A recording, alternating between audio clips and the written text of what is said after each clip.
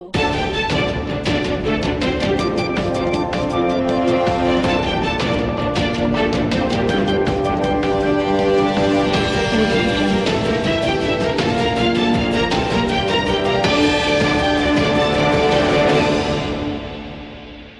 ગુજરાતમાં હવામાન ખાતાએ કરેલી આગાહી મુજબ 2-3 દિવસ ભારે વરસાદની આગાહી કરવામાં આવી હતી, જેમાં આજે મહેસાણા જિલ્લાના વિસનગર શહેરમાં પણ મેઘરાજા મન મૂકીને વરસ્યા હતા.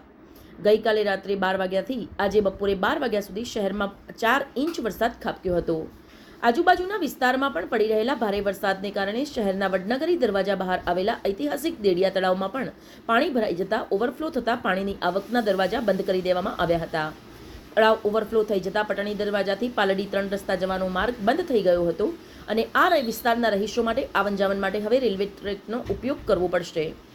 શહેરના ઐતિહાસિક દેડિયા તળાવ કે જે 84 વીઘામાં પથરાયેલું છે, ઘણા વર્ષો પછી આ તળાવ ઓવરફ્લો થતા શહેરના લોકો જોવા માટે ઉમટી પડ્યા હતા. સમાચાર અને જાહેરાત માટે સંપર્ક કરો પ્રકાશ સોની 94 294 35 034, અલ્પેશ બારોટ 93 774 26 544. વિસનગર કે ન્યૂઝ.